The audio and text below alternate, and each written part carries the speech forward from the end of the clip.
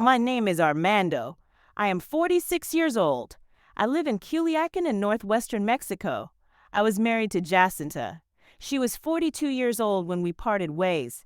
We do not have any kids and lived a great life as long as we were together. I used to drive a taxi and life was fine. She used to work at a local bank as a teller cashier and used to make good money. We met through a common friend and our families knew each other. So after dating for about 1 year, we got married. We tried to have kids, but we found that Jacinta had fallopian tube agenesis. She did not have tubes, she was born without them. The doctor informed that she could get pregnant, but with an IVF. She was heartbroken and did not want any kids anymore. I supported her and never in the next 20 years touched the topic anymore. To me, Jacinta was an ideal wife. She was caring and ensured that the house was kept in shape and my needs as a husband were taken care of. At least that is what I thought. It was a fine morning in March of 2017 that I decided that I would not go to the airport at my usual time. I delayed going as I knew all the flights were a bit late. Jacinta had already left for her bank, and I took my own sweet time to eat my breakfast and get ready. As soon as I got ready to leave, I could not find my car keys. Where did I keep them? Did I leave them in my other trousers and forgot? Did Jacinta wash them? I tried looking for them, but could not find them.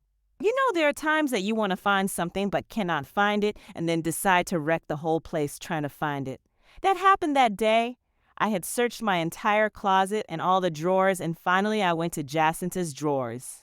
I searched hard, rolled the drawer upside down, and found something I was never supposed to find. A diary fell out, and from that diary fell out a used condom. It seemed that it was used ages ago. It was dry and crumbled. I was taken aback as I have never used any in my whole life. I picked it up and picked up the diary. What I read there was going to change my life. It was Jacinta's handwriting. As I read, my tears started rolling down my eyes and I was filling up with rage. My life was going to change forever. I was afraid that my rage will make me do something that I might regret forever. To take my mind off what I saw, I started cleaning up the room and kept everything where it was. I found my keys. They were still in my car. This made me lose my mind. I started the engine and started to rush to my wife. I was so mad that I had no clue where I was and how fast I was. Suddenly, I heard a huge bang and then everything went dark. I woke up and found myself looking at white lights. Was I dead? I looked around and found a woman in a nurse dress and thought, did they have nurses in heaven as well? Suddenly, she touched my forehead and said, "Wake up, big man. You have been sleeping for 5 days now." I was still alive. Shit. My memory started coming back, and I thought that it would have been better if I was dead. In a few hours, Jacinta came in. I didn't say a word to her. She was crying and was thanking God for keeping me alive. Bitch, I thought to myself.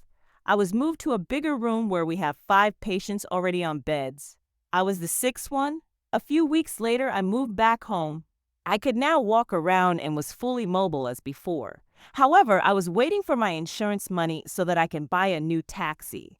It was a week later on a fine Saturday. I was on my breakfast table, sipping my coffee and reading my newspaper. I read an article and asked my wife, "Did you know any Jose Alvarez? He seems to be working for your bank." "What about him?" she asked. "He was found hanging from the bridge last night with his tool in his mouth." "Must be the cartel," she added. "As per the cops, it could be a work of a jealous husband. They found that he had relations with many women, and it could be that one of the husbands did him." I could see my wife gasp and walk out of the room. I smiled and walked to her. As per my wife's diary, a young Jose showered Jacinta with praises and compliments on how good she looked and how well maintained she is. She had written that she felt that Jose had begun to flirt a lot with her. She was concerned that he may be trying to seduce her, but wrote, "That will never happen." She noted that as a mid-40s woman, it made her feel young and attractive again, and she didn't realize how much she missed that kind of excitement in her life.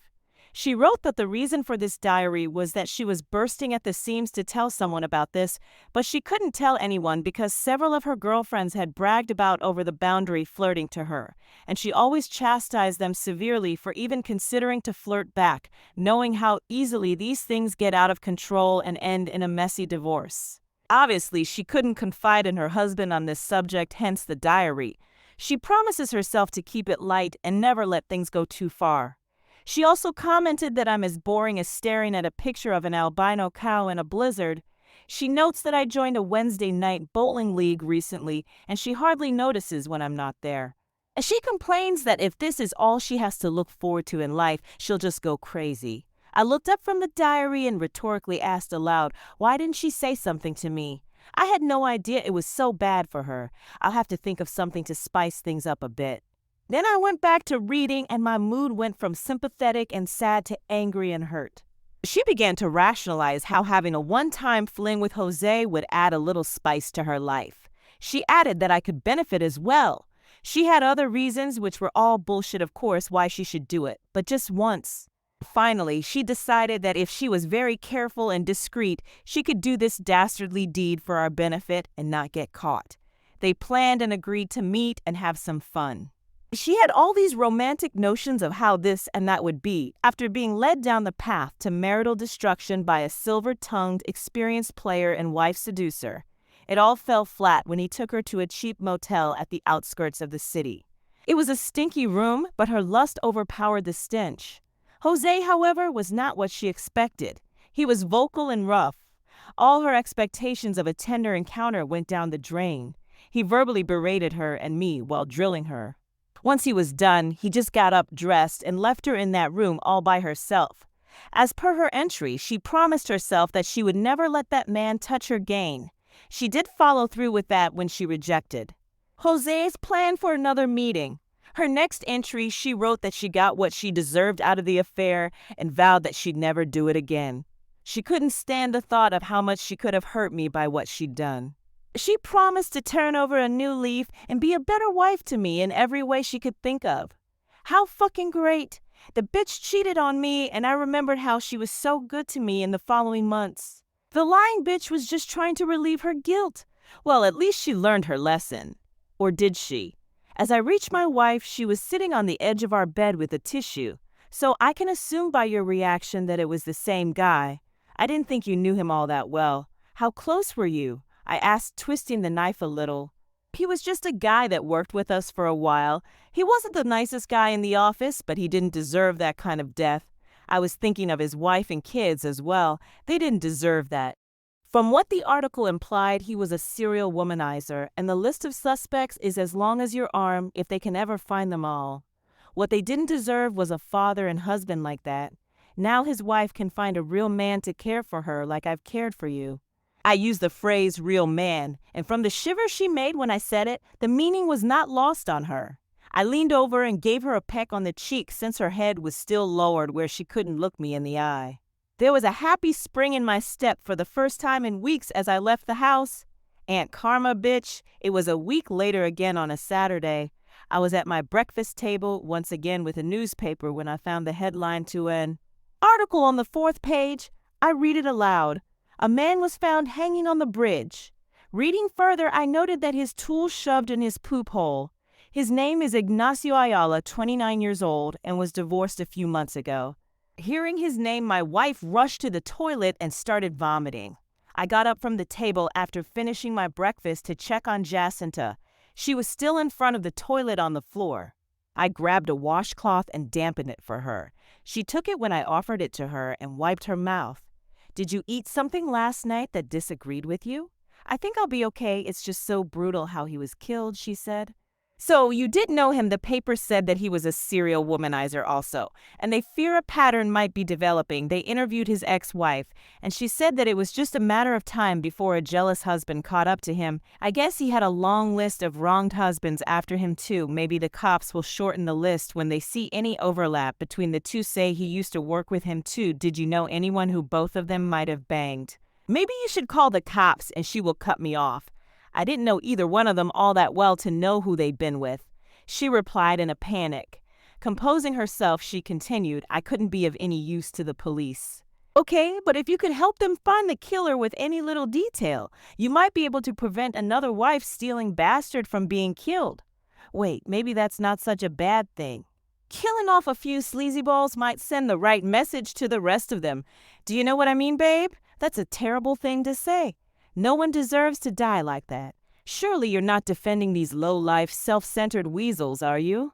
I mean, if I thought for one quick minute that those scumbags had had their way with you, well, all I can say is that they got off easy. I'd have had to torture them for a while and let them know exactly why they deserved to die before I'd let them enter the next world. I smiled. No, of course I'm not defending them. It just seems so unnecessarily brutal, that's all.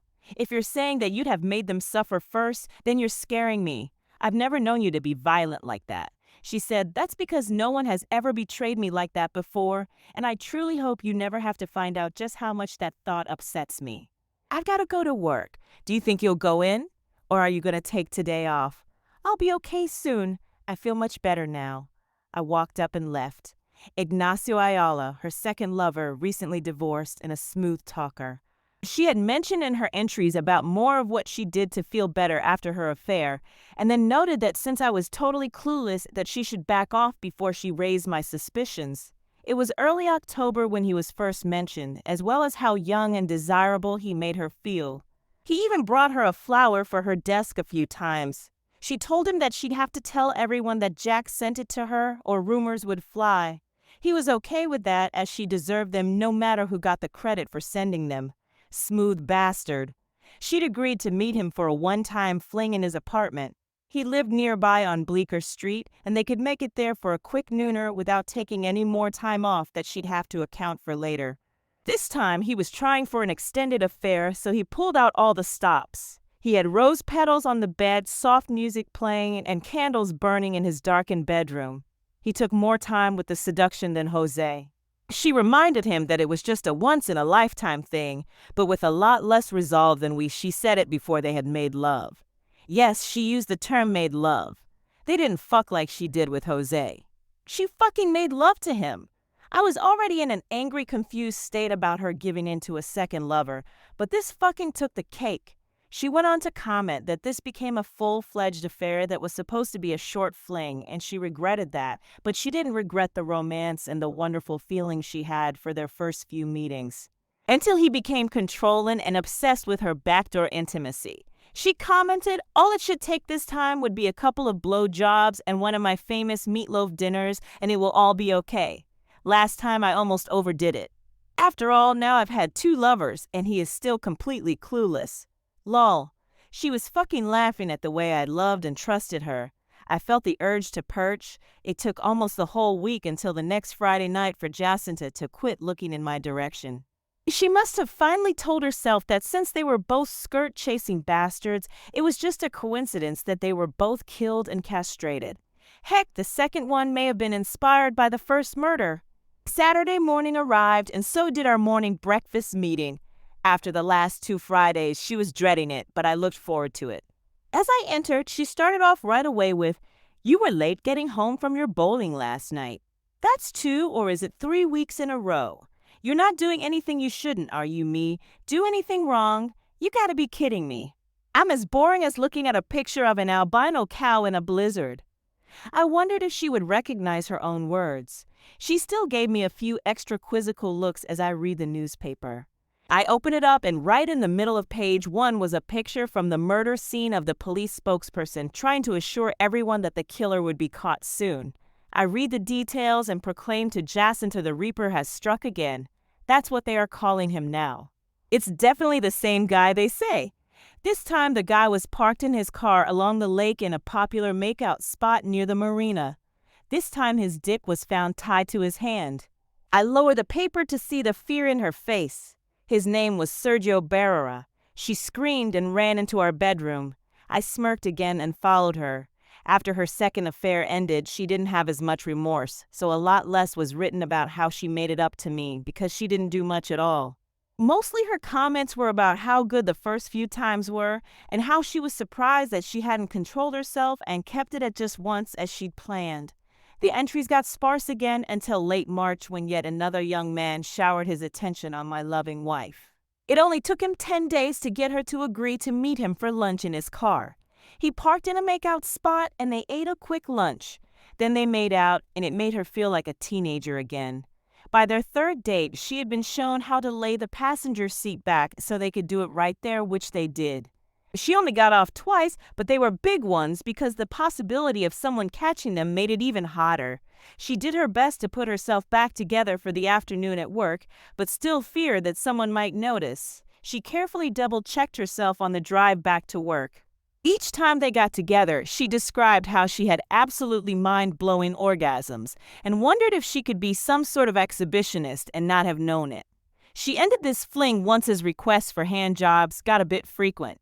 I followed her after I'd eaten, of course. There's no sense in letting a perfectly good breakfast get cold. She was getting herself under control from a fit of crying when I came in. She heard me and looked up. I saw total fear in her eyes. Could she actually think that I was killing off her lovers and she might be next? If she was, I could only laugh silently at her. I take it from your reaction that you knew the victim of last night's killing also. Shit, that's 3 for 3 with you. Why do you know all these womanizing scumbags well enough to feel sorry for them? Why do you? I made it appear that the light above my head just flickered on for a second. Please tell me that you didn't have anything going on with these guys? I don't know how you could even think such a thing. Are you accusing me of what? Screwing around with those bums? Just what are you saying here, Armando? I thought she switched gears way too quick for this not to be planned. I'm not accusing you. I thought it to be one hell of a coincidence that you knew all 3 of the bastards. I was just teasing you. I know that you love and respect me way too much to risk our wonderful years together over a few moments of forbidden pleasure with the likes of those cheating creeps. I was just surprised that you've known all 3 of them well enough to get upset about them. It's not them, it's how heinous the murders are. Then why didn't you get upset until after I read his name? You were sitting there completely composed until I said Sergio Barrera. That's what put you over the edge. She looked away, it was building up, and I was mentally pleading with God that it should be a total stranger this time. When I realized that my firm does business with his company, and I've seen him in the office a few times, I guess I lost it. It's not that I knew him all that well, but that it happened to someone I know. I guess that makes sense. Maybe I should ask you, since you thought I might have been messing around with them, if you killed them. She raised her head to look into my eyes. My dear, I said, giving her a peck on top of her head, if I thought you had been stepping out with one man, let alone 3 men, you wouldn't be sitting here asking me questions. I have to go, bye. I strode out of the room knowing that the knife had been shoved in a little further and twisted a bit more. I laughed most all the way to work, replaying the scenes in my head. This Friday night, Jacinta waited up for me to come home from my bowling. It was a bit later than normal, but not the almost midnight arrival time from the last few weeks. It's not like she could sleep anyway, as her nerves were on edge. After all, over the last 3 Fridays, 3 of her former lovers were killed, and the order of their affairs with her, each killed near the location where they bedded her. All with their dicks indicating their own personal fetish. Jacinta checked me very carefully as I came in the door. I had beer on his breath, but no sign of blood on my clothes. What are you still doing up, dear? You're usually fast asleep by now. Do you have a guilty conscience? Did you spend too much on clothing this week? I asked. No, I didn't spend too much this week on anything. I had a little indigestion, that's all. Within 10 minutes, she thought I was sleeping the sleep of the innocent. She thought, how ironic that I would call it that when I believe he somehow found out about my affairs and is tracking down my old lovers on Fridays while he's supposed to be partying and killing them off. But if he did know, why hasn't he confronted me? Why hasn't he kicked me out, or at least called me a slut? It's like he slips into another personality that knows and kills, but doesn't know that personality exists the rest of the time. It just doesn't make sense that he could do that. He doesn't seem any different than normal. I'm sure he doesn't know. He can't know and sleep like that. It would be killing him, eating away at his very soul if he knew. I can't act any different or let on in any way about my little flinks. I must be brave. She rolled over and closed her eyes, determined to get some sleep. Just as she settled in, I fidgeted, and she could have sworn I grumbled almost incoherently, "Die, wife fucker, die." Her eyes were wide open at this point, and she knew sleep would be a long time coming. I was faced away from her, eyes closed and a big smirk on my face. Saturday morning came, and I had the newspaper in my hands. Okay, now let's see what's in the news this morning. I picked up the paper, and she nervously awaited the possible news of another victim of the Reaper because, damn it, she had had another affair. I was silent for several moments as the tension built. Just as she thought there were no killings last night, I broke the silence. Well, it happened again. Another man found dead in his office, naked across his desk. This time his unit was found lying in the middle of his chest, pointed at his mouth. What do you make of that, dear? I'm sure that I don't know what it could mean. Why would you even ask me that? Because I know that your bank worked with his company just a few months ago, so I'm sure you met the man. His name is Vicente Garcia. Jacinta fainted away and slowly slid out of her chair onto the floor. I smirked as I watched her go down. I finished breakfast as if everything were perfectly normal. I stepped over her wilted body as I took the last piece of bacon. My mind flashed back to another section of her diary detailing how her bank financed a project for his company. She wondered excitedly if she would find her next lover there. It seems that she would end up with the boss's son, Vicent, who was the vice president of marketing in her stable. She described how she selected him, even though he would be the oldest of her lovers at the ripe old age of 39, a mere 8 years younger than myself, as compared with decades younger of the last two. She told him that he was a big flirt, but she was sure that they could work out something mutually beneficial. He responded by locking his office door and sweeping all the papers off the top of his desktop with one swoosh of his arm. How romantic, it was just like in the movies. His fetish, shooting between the tits. She met with him several times a week, but could only have special meetings once a week when they could schedule a meeting with the exclusion of others in the company right before lunch, so they had the office to themselves. After their fourth special meeting, she'd grown so tired of cleaning his seed off of her face and hair that she told him that they would have to end it if he did it again. He told her that was his favorite way, and most times it was the only way he got off, so she should get used to it. Or he would tell her husband. She countered with an offer to let his wife know, and so the fling ended. She commented that her favorite part of this fling was their romantic first time, and she really liked it. She thought that she could get more of the romance by having a series of one-night stands, say one a month. Then she said that was too risky as this wasn't a big city, and if she had that many lovers, sooner or later it would get back to me. And she didn't want to end her marriage as sooner or later she would grow bored of these flings. Then she would need and want only me to take care of her for her golden years. Her ranting went on to say that she was as good a wife as he deserves. After all, I have had 4 flings and ended them without Armando having a single clue. He doesn't pay any attention to me anymore, so I have to get it somewhere. I wonder who my next lover will be. Maybe someone with a British accent. Wouldn't that be sexy and romantic? Maybe he would look kind of like Brad Pitt. I almost can't wait to see who it will be. Jacinta slowly came to on the kitchen floor. When she saw the newspaper as she rose to sit on her chair, she remembered why she'd been there. That made 4 former lovers. She was actually out of former lovers. Where was Armando? How long was she out? Did he just leave her there and go to work? That would mean that he lost all of his feelings for her and that he had to know of her flings. Just then, Armando walked into the kitchen with a wet washcloth and offered it to her. How long was I out? Only long enough for me to get a wet cloth for you. It seems that you're 4 for 4 on his victims now. It's looking like one hell of a coincidence, isn't it, baby? And that's all it is, a coincidence. Are you sure that you don't know anything that could help the cops find the killer? I'm sure they'd be very grateful, I playfully inquired. I'm sure that I don't know anything. Just leave me alone. Come down. I was just kidding with you.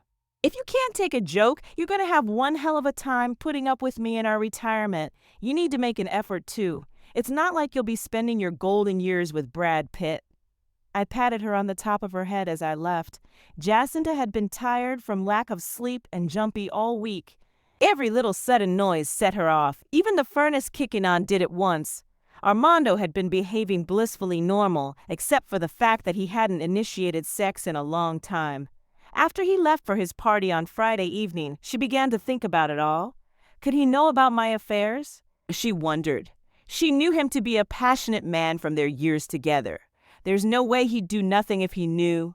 He'd confront me or I'd come home and find all my clothes on the front door. Maybe he's gathering evidence and he only suspects something.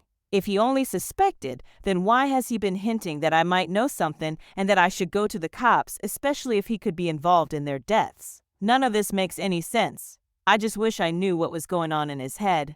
One thing is for sure, I'm following him to that damn bowling alley tonight, just to make sure. Just then, her cell phone rang, and it was her current lover, Pancho Aguilar. "Hey, sexy, I'm really looking forward to tonight. Is he still on for his bowling?" "Yes, he is, but I'm not sure that getting together tonight is such a good idea. I think he may know more than what he's letting on. Maybe we'd better cool it for a while. I'm sure you're just being paranoid hot stuff, if it'll make you feel better. We'll make sure that he goes bowling, and then we'll start our party. I'll watch for him to leave, and I'll pick you up, and we'll follow him to the club. Once he's inside, we'll rush back home and get the party started. You know, I can't wait to get inside you." "I guess you're right, Pancho. I was thinking along the same lines." Her better judgment was clouded by the thoughts of how great his big dick felt inside her. This would be the 5th time they got it on, ironically beginning the same day that he found her diary, and it was showing no signs of slowing down. The romance had gone, but the feeling of being completely filled by Pancho completely overshadowed any thoughts of missing the romance. He usually leaves about 5:45, so be down the block by 5:30. "I can't wait, lover." She added in a breathy voice, "I'll be there, baby. Don't you worry your sweet ass about that. As soon as I see him pull away, I'll move to the end of your driveway when you get to the car. We'll be able to take off after him. He won't recognize my car, so we won't have to follow too far behind him. It's a date. I can't wait to get you back where you belong inside me. I can't wait either. See you tonight." Just like they planned, they followed him to the alley, and he casually went inside, unaware that anything was afoot. They waited across the street for a couple minutes to see if he came back out, which he didn't, and they rushed back to her house. "Hurry, lover," she cooed. "I want you to do me in his bed." That stupid shit has no clue about us, and it turns me on to do it right under his nose and not get caught. He's so clueless. I knew he was stupid to let a hot babe like you out of his sight. You deserve better than a man that ignores you to go enjoying with his boys at the bowling of all things. They were so hot that clothes began flying off as soon as they were in the house. 90 minutes later, Jacinta said it was time to clean up, and she got in the shower. When she came out, she gasped at the scene before her. Pancho was still lying in bed with a large knife sticking from his chest, his lifeless eyes staring at the ceiling, blood covering the sheets. A short, slight, nerdish man was tying what looked to be fishing line around the base of Pancho's big unit. He spoke calmly. "I'm trying to keep it big for you, Jacinta. I know how much you love it, as I heard you proclaim so many times this evening. It is so big that I just didn't have the heat to cut it off like the others." She fainted. When she woke, she was flat on her back on the bed, naked, with Hugo's somewhat deflated big unit inside her again, and Pancho as crushing weight. He was 6'4" and 245 on top of her. Her wrists are tied to his wrists, and her ankles to his with cloth strips. She can't move at all, and her panties are in her mouth. "I apologize for not introducing myself earlier, but you passed out before I could. My name is Rafael Cano. I am the elder brother to Armando Cano." He spoke in a very calm voice. "I saw your husband when I was in the hospital. He was lying in the bed next to me. He never realized who I am under the bandages on my face. I could see his pain in his eyes, not the physical pain, but the pain you caused him by your flanks. I consoled him, and then I probed him for more information, like that he partied every Friday night and where he'd found your diary. I broke into your house and read your diary the next day while you both were at work. I made a copy and used all the information in it to track down and plot revenge on those scumbags that felt they could fuck another man's wife and get away with defiling a marriage. I killed one of you lovers each Friday night for the last 4 weeks while Armando was enjoying it, so he'd have 20 or 30 witnesses for his alibi. Since each of these inglorious weasels was a serial womanizer, I figured the cops wouldn't be able to figure out which wronged husband did it, because the list would be quite long for each one, and at best only 50 to 60% complete. Tonight, I will kill for the last time. When I leave, I will turn on your ceiling fan. Please notice the cloth string tied to one of the blades. I have calculated that it will run for almost 6 minutes when that string is exhausted from the cardboard roll it's on, and will pull those papers from your nightstand onto the space heater, causing a fire. If the cops do an investigation, they will find no trace of the string, as it will burn completely away, as will the cloth binding you to a swipe here. They will think that you and shit for brains knocked the papers off in the heat of passion and were overcome by the smoke that you failed to notice while fucking each other stupid. So, tonight you will die, knowing that your flagrant indiscretions have caused the deaths of your 5 complete jerks that knowingly fucked a married woman and yourself an unrepentant cheating slut. I read your diary and you really are a piece of shit, you know that? I really don't care what you think of me. I can only hope that he will agree with my decision that you die. After all, he is much better off without a cheap slut for a wife. We can all agree to that. He flipped on the wall switch that started the fan, and a few seconds later, she heard the back door close. She saw the string unwinding and began to panic. She struggled to get Poncho off of her and could only move her arms slightly. She began to try to scream for help, but the panties in her mouth prevented her from being heard. Just as Raphael predicted, 6 minutes later the fire began and smoke filled the room.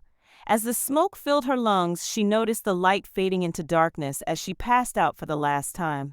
The police looked hard at Armando, but there were so many people for his alibi as well as security tapes at the bowling alley. Then there was the fact that the lover's manhood was still intact, so they couldn't connect it to the other crimes. They were thorough enough to look at his finances for the last few years, and they noted that he didn't have the kind of money it would take to hire someone to do these deeds. They checked on the whereabouts of his close friends and family during the murders and came up with nothing. Armando even volunteered to take a lie detector test and passed with flying colors. While coming out of the police station, Armando went down his memory lane and recalled his time in the hospital. He recalled a guy to his left who had his face covered in bandages and he could see his eyes. They looked scary. Armando was unable to move a lot, but kept turning his head to keep looking at that guy. The next morning, he saw him looking at him, and then he spoke.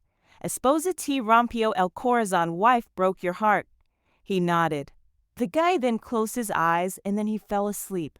In the evening, once again, he looked at him and said, Venganza? Vengeance? Armando nodded yes. El segundo castigar vives tu vida. The reaper will punish, you live your life. Then he turned around and slept again.